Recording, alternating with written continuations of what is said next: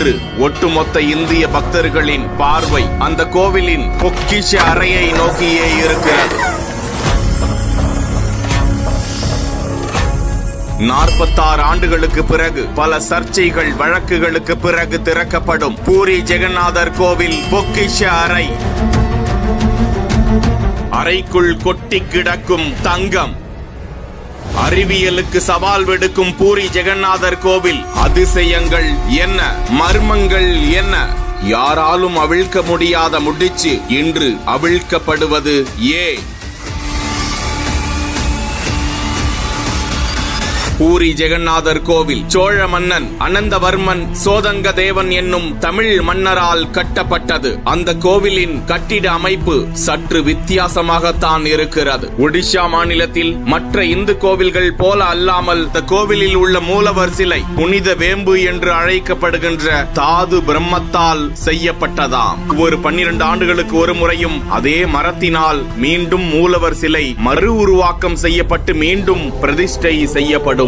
கோவிலின் பிரதானமான தெய்வம் கிருஷ்ணர். அவராக கிருஷ்ணரும் யசோதையும் பலராமனும் இருக்கிறார்கள். அதே நேரத்தில் அந்த கோவிலை சுற்றிலும் மர்மங்கள் இருக்கின்றன.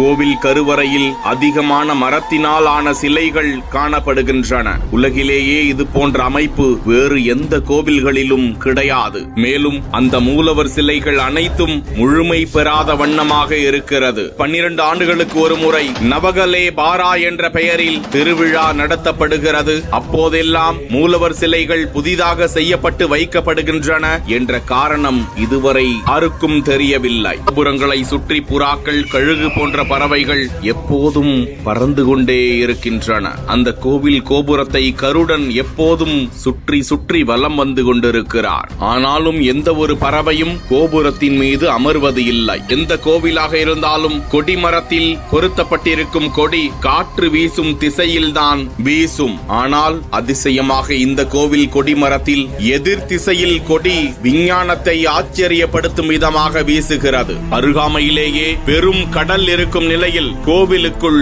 கடல் அலைகளின் சத்தம் கேட்காது. கோவிலில் குடியுண்டிருக்கும் கிருஷ்ண பகவான் தினமும் காலையில் எழுந்து ராமேஸ்வரம் சென்றுவிட்டு மதிய உணவுக்கு பூரி ஜெகநாதர் ஆலயத்திற்கு வந்து விடுவார் என்ற ஐதீகம் கடைபிடிக்கப்பட்டு வருகிறது. அதனால் இறைவனுக்கு தடல் புடலான மதிய விருந்து தினந்தோறும் சமைக்கப்படுகிறது. அந்த கோவிலுக்குள் தங்கத்தாலான துடைப்பத்தை கொண்டு தினந்தோறும் கோவிலை சுற்றியுள்ள பாதை, தெருக்களை சுத்தம் செய்கிறார்கள். இந்த நிலையில் பூரி ஜெகநாதர் கோவிலின் பொக்கிஷ அறையில் உள்ள ஆபரணங்கள் மற்றும் பிற மதிப்புமிக்க பொருட்களை கணக்கீடு செய்வதற்காக ஓய்வு பெற்ற உயர்நீதிமன்ற நீதிபதி விஸ்வநாத் ராத் தலைமையில் ஒரு குழு அமைக்கப்பட்டது. அந்த குழு கோவில் நிர்வாகத்திடம் பரிந்துரையை வழங்கியிருக்கிறது. அதன் பின்னர் ஒடிஷா மாநில அரசிடம் பரிந்துரை சமர்ப்பிக்கப்பட்டு அது ஏற்கப்பட்டிருக்கிறது. கடந்த 1978 ஆண்டுக்கு பின் தற்போது வரை பொக்கிஷ அறை திறக்கப்படாமல் இருந்தது. 46 ஆண்டுகளுக்கு பிறகு இன்று ஜூலை 14ஆம் தேதி பூரி ஜெகநாதர் கோவிலின் பொக்கிஷ அறை